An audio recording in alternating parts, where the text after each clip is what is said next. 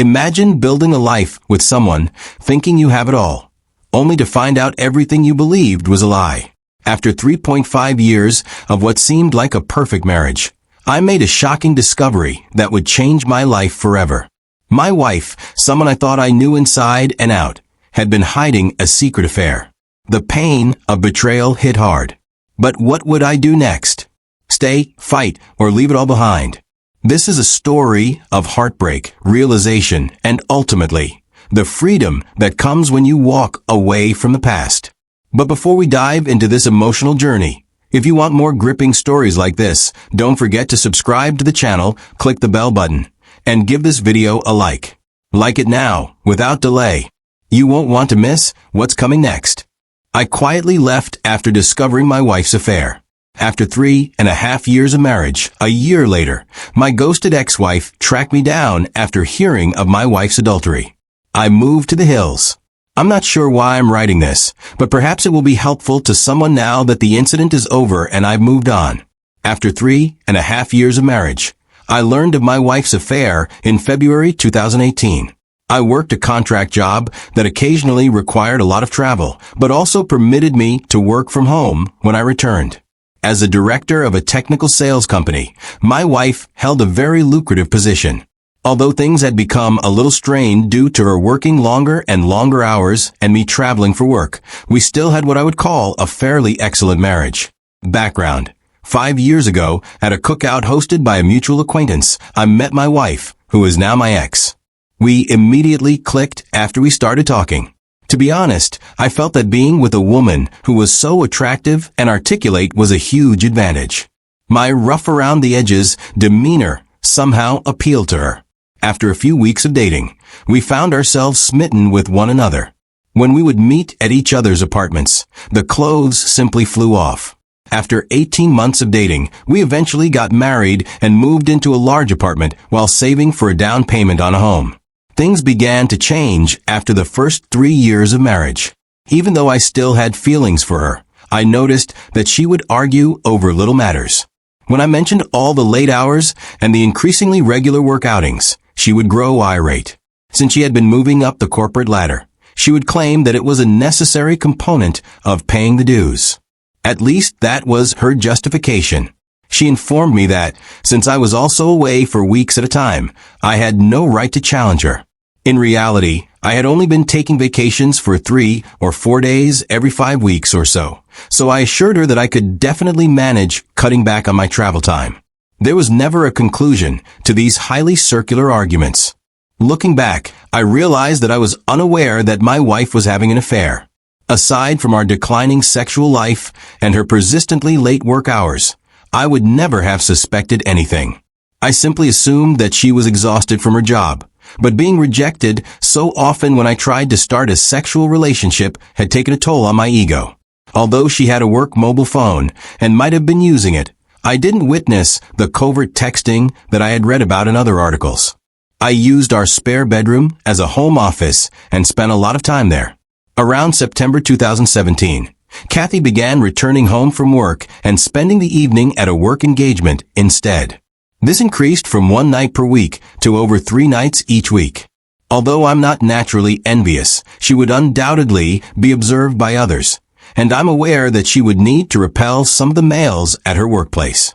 Despite working with more male CEOs than female ones, she gave off the impression that she was primarily engaged in her job. The first time I suspected she was cheating was a month prior to D-Day. Before returning home, she had made a brief stop at the supermarket. I was asked to assist her with the grocery shopping. Something pink was glinting from just beneath the front passenger seat of her automobile as I was retrieving a few items from the rear seat. It was a bra that belonged to my wife. She preferred ones from a certain clothing store, so I knew it was hers. Looking back, I can see the bra was a warning sign. She always removes her bra first from under her clothes when she's feeling very lustful. I'm not sure why, but when I watched this, I felt sick to my stomach right away. I couldn't understand why her bra was beneath the seat. I didn't say anything more. My heart must have been pounding so hard that I nearly passed out, because when I brought the bags back to the kitchen, Kathy asked me how I was feeling and said that I appeared to have seen a ghost. I simply ignored her remark. It took everything I had to conceal my emotions, but I did my best not to appear upset or deceived. I made the decision to try to find out whether or not she was seeing someone. That night and the following day, I began to consider all the hints I could have overlooked. Other than the bra, I had no evidence. She works in an office building downtown, and we live in a reasonably big city.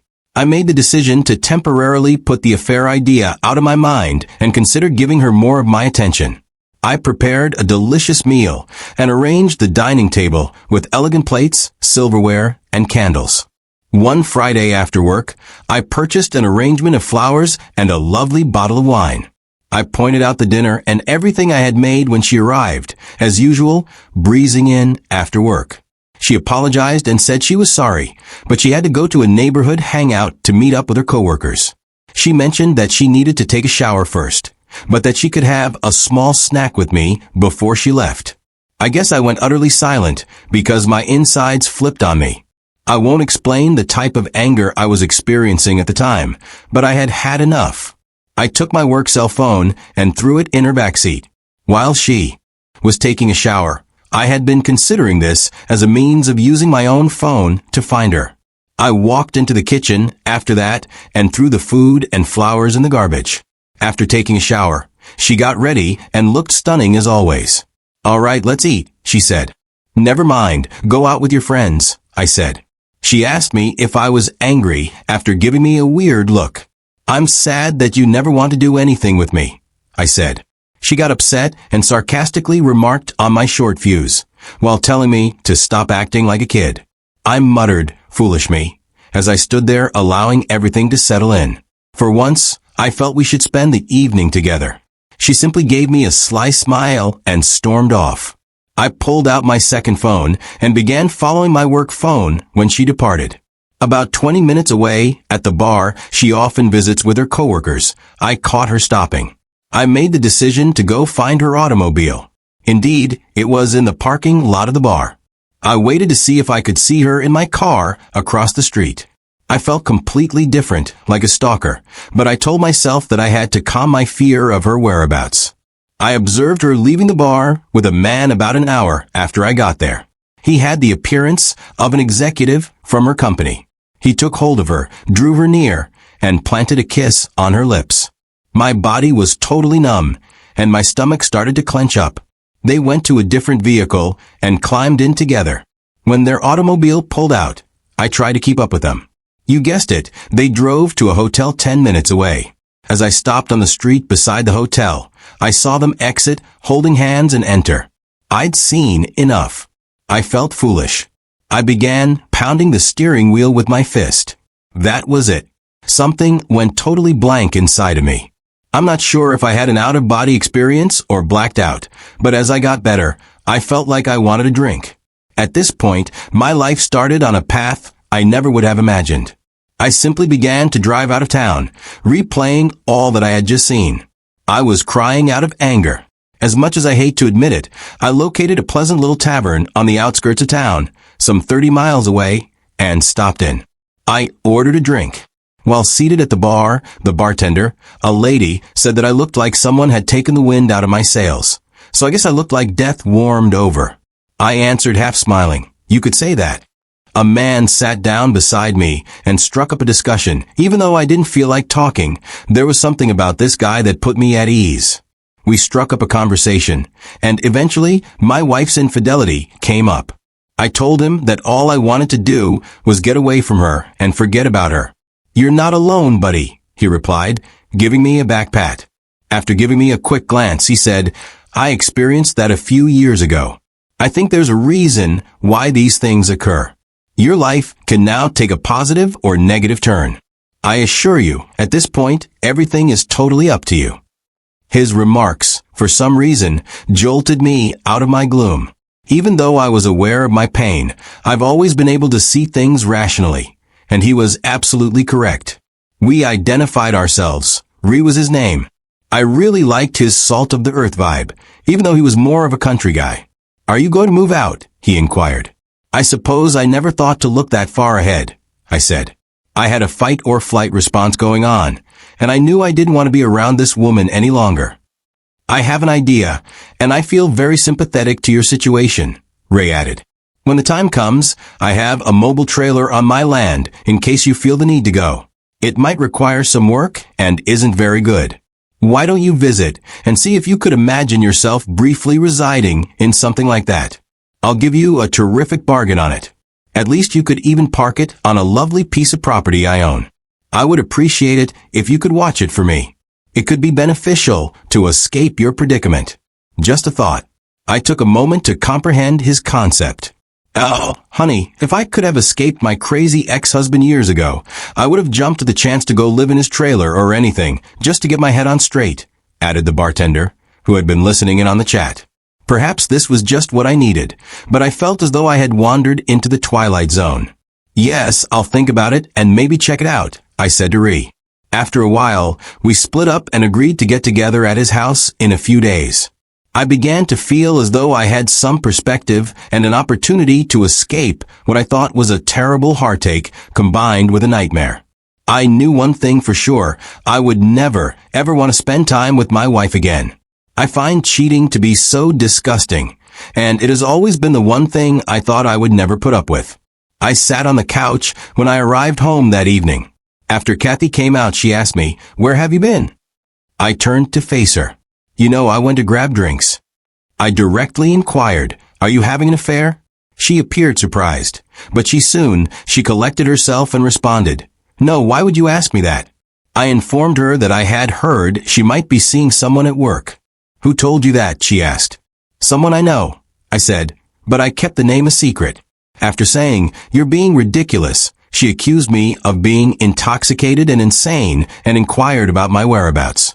"We're going to a bar to enjoy some drinks with our friends," I remarked. Despite her obvious desire to ask more questions, she returned to our bedroom and went to bed.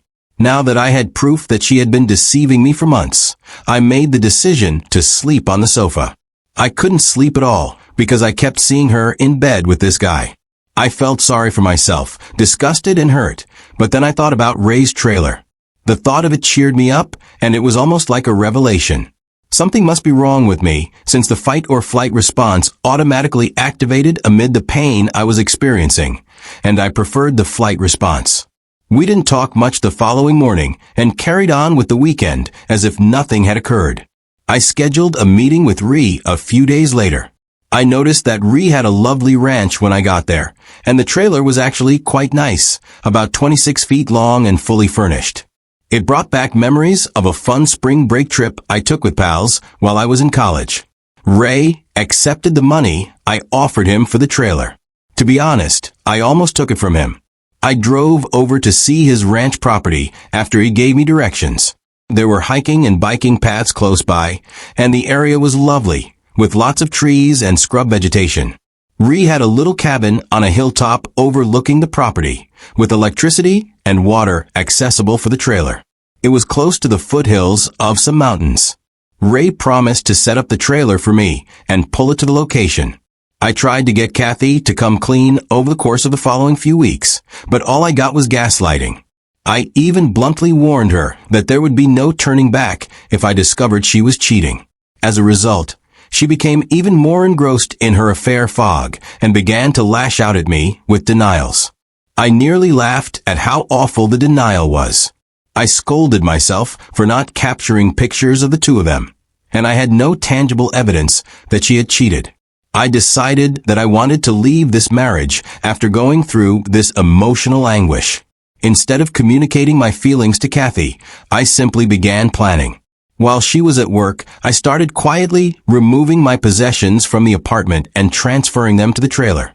At least I felt like I was doing something about it. I saw a difference in Kathy during this period. Although she had been behaving more politely toward me, I believed it was too little, too late. I felt I needed a break, too, so she kept going on company outings after work. One night, I got ready, too, just as she was leaving. After glancing at me, she inquired about my destination, meeting up with some friends. "You wouldn't enjoy all the shop talk, and you don't know them." I interrupted her as she began to ask more questions. She used to say precisely this to me whenever I asked if I might accompany her on office excursions. "All right, have a good time," she added, with a somewhat offended expression. "I definitely will," I replied. I began making new plans while working on a trailer and hanging out with Ree at the bar. I felt better after spending time with Ray's wonderful family and friends. I also made the decision to cut back on my drinking because I didn't want to form any unhealthy habits. I knew better than to drown myself in sympathy, even though it would have been so simple at this point. Kathy informed me that the next week she would be traveling for work. She stated that the executive team and a few department heads were going. When I inquired who was going, I said, "I hope you have a great time with your boyfriend," glancing at her. I immediately regretted saying that because it sparked a furious argument. Although, as Ree had informed me, it didn't really matter. I now regret not knowing more about her affair partner, AP. "It doesn't matter who the other guy is," Ree replied. "The fact that she chose to leave you is all that matters. She destroyed the marriage, whether she admits it or not, brother. Facts are facts. Ree ought to write a book for the betrayed." Damn it, I thought. I had the ideal opportunity to move out entirely during Kathy's work vacation. When she was gone, I collected everything valuable that was mine, including clothes, laptops, and equipment. I didn't take any shared goods or furniture. I left a note before I left. It was a lengthy explanation at first, but I chose to make it brief. I wrote, "I hope it was worth it," on a piece of paper. On top of the note on the kitchen table, I set my wedding ring. I felt like a great weight had been lifted as I left. I was liberated. The hurt would take time to heal, and there would be baggage to cope with, but I had started. I needed time to myself and to swiftly and quietly get rid of her.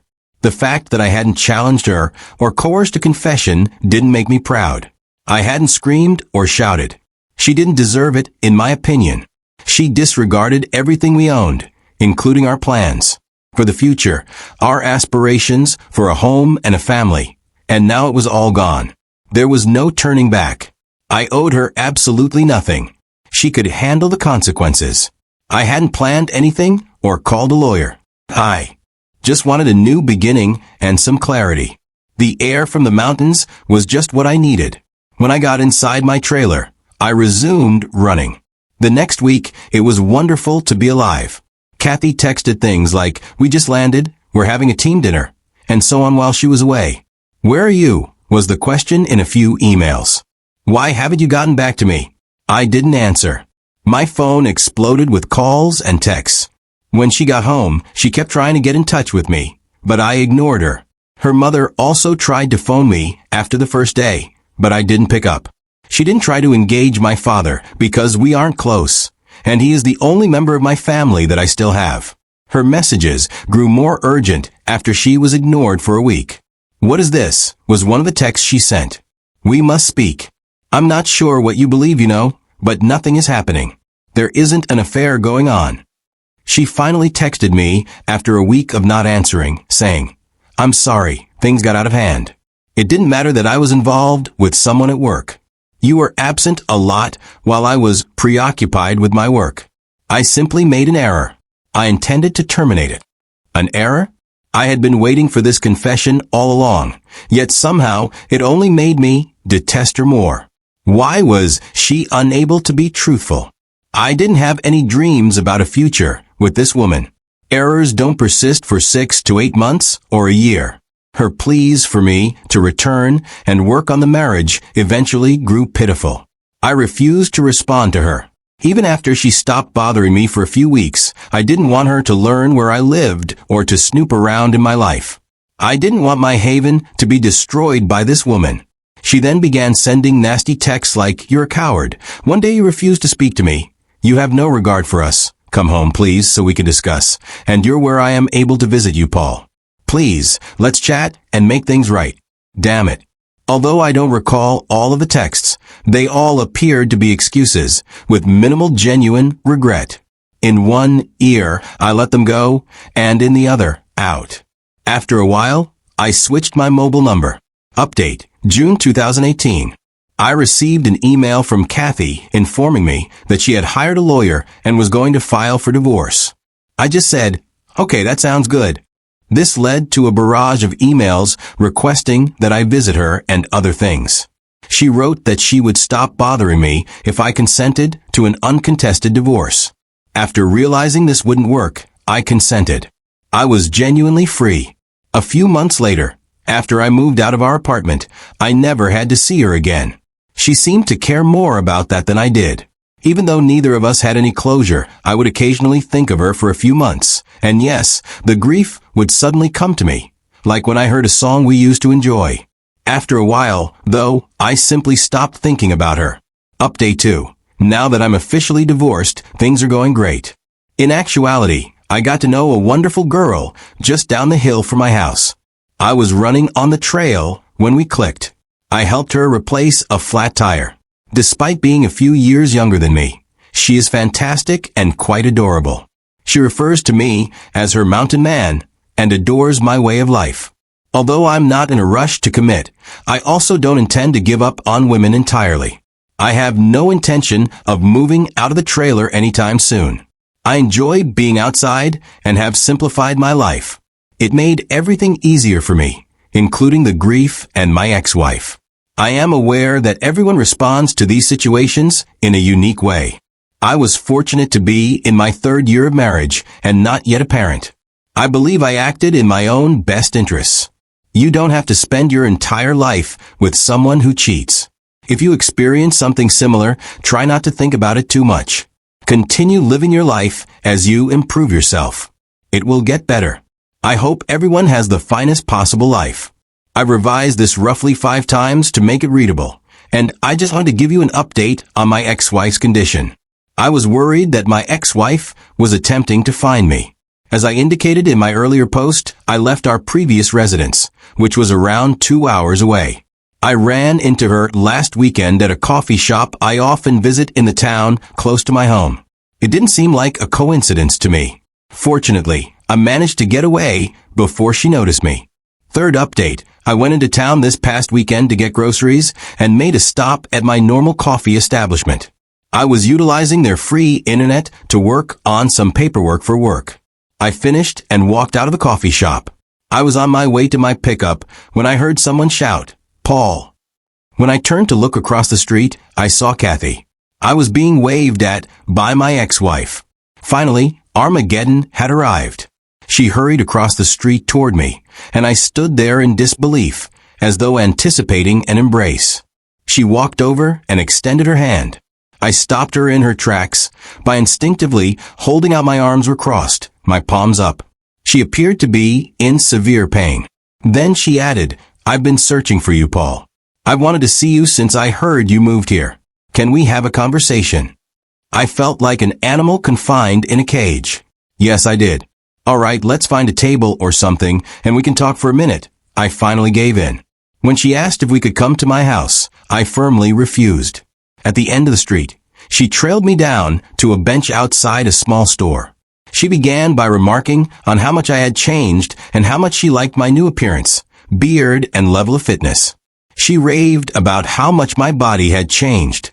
Wearing a tank top, small white shorts, and her hair in a ponytail, just like I used to enjoy, she was really putting on the charm. I had my radar set high. She was clearly attempting to activate the sex appeal. I needed to control myself so I could see where this was headed. She began by saying she was sorry about the affair. She claimed that after I left, karma had severely impacted her. When her employer learned of the affair, the situation became so tense that she eventually resigned. Her affair partner, EP, who at the time was engaged, received criticism and was transferred to a different department within the organization. He replied by telling his fiancée the truth after he blamed her for everything, which caused them to split up. This is when she bowed her head and began to weep. I didn't say anything. I just sat there and looked around. She stood up straight and looked at me for a while. "What do you want from me?" I asked. She assured me that she had no intention of having an affair. She stated that the company's politics and positioning drew her in, and that her AP used his charm and influence to corrupt her. She acknowledged that she felt she was taking advantage of him as much as he was taking advantage of her. After I accused her of cheating, she stated that she intended to come clean. She drank after work to ease the guilt she felt at the moment because she loathed herself. She claimed that she felt so stupid, so alone, and as if her heart had burst with loss immediately after I departed. She ended her relationship with her AP right away. She believed she had to find me to see if there was any chance of reconciliation because I refused to speak with her or get in touch with her. She desired a fresh start. She hoped we could start afresh, even though she knew we were divorced. I simply gazed at her. I then gave it to her. You have no right to come out here and undo all the harm you have done. Do you think I'll overlook everything you did to destroy our union? As I previously stated, we were done. If you cheated, forgiveness does not exist. This relationship will not be restarted. You murdered it as soon as you left me. You ruined everything we had. How foolish do you believe me to be? One evening, I watched you enter a hotel with him. Were you aware of that? I became aware that people were beginning to notice that my voice had been getting louder. She grabbed my arm and started crying. After letting her sob on my shoulder for a while, I pushed her away. I deserve all this, she replied, glancing up at me. I am certain that I do, if nothing else. Would you allow me to take you out to dinner? I'd rather not go, I said. I would like to speak further. I want to make sure that we are transparent about everything. You need to spend more time with me than you have in the past. Paul, please, I love you so much, even though I know you might not want to hear it. Before you left me, I had no idea how much I loved you. You broke me as much as I broke you. I'm unable to forgive myself, and I don't want to do so till the day I pass away. She began to sob uncontrollably and hyperventilate. I lifted her up and gave her a hug. It seemed like my only option for soothing her. I knew then that I had shattered her heart as severely as she had shattered mine. Walking, we found a peaceful spot to continue our conversation. I asked, "How did you find me?" When she had calmed down, she responded, "Have you engaged a private investigator?" After giving it some thought, she responded, "No," with a small giggle. She clarified that she asked how things were going when she ran into Stacy a few weeks prior. Stacy didn't mention that she had noticed me. Kathy forced her to reveal all the information. I had warned Stacy not to tell her, so she was reluctant, but Kathy persisted. Stacy finally gave in, but all she knew was that I lived somewhere close by and was in town on her days off. She began to come here to check on me. I kind of laughed when she said that, thinking, damn, Stacy can't keep her trap shut. She blushed. We ultimately decided to have dinner at a charming little spot with a patio. I made sure we didn't drink anything since I wasn't going to give her a reason to be kind to me or say she wasn't so inebriated that she couldn't drive back. In fact, we had a good conversation. I then escorted her to her vehicle. She insisted that she hadn't dated anyone else since I left and vowed fervently that I was the only person she wanted. She pushed me hard to stay longer. No, it's still way too early for me to go down that road, I informed her. She pleaded with me to come back, but I didn't say yes after giving her my new email address. I didn't say anything more. My response to her request for my phone number was, "You'll just blow it up with texts and calls." She wept over it, but in the end, she agreed with my choice. She promised to send me an email with information on returning to town the following weekend. Before she left, I asked her directly, "Would you have forgiven me if I had been the one cheating?" She paused for a moment before getting into her car and replied, "Yes, in time. But only if we saw a marriage counselor and worked through the healing process with lots of talking. Maybe even a binding agreement." "All right, maybe I could do that in 5 or 10 years, I answered. "I would wait if that's what it would take," she replied. She then took both of my hands in hers, looked me in the eye, and said, "God damn it, Paul, I will always love you and will do anything to prove it." This statement truly caught me off guard. Her remarks continued to upset me even after she left. She had spoken those words so firmly. However, I was still unable to envision us reuniting. Even though I felt better about the incident, I was unable to perceive her as a friend at this time. Perhaps a friend, but even that was a mystery. I returned home, enjoyed a long run, had some beer, and thought about how far I had come. Could someone please assure me that she wouldn't destroy the tranquility I had created for myself? I had no idea, but I had the luxury of time to sort through it and gain perspective. Still, it was all too vivid in my mind. Last update. Most likely, this will be my final update. When I first uploaded my story to Reddit, the moderators kept taking it down. In summary, I ghosted my ex-wife for more than a year before she discovered me.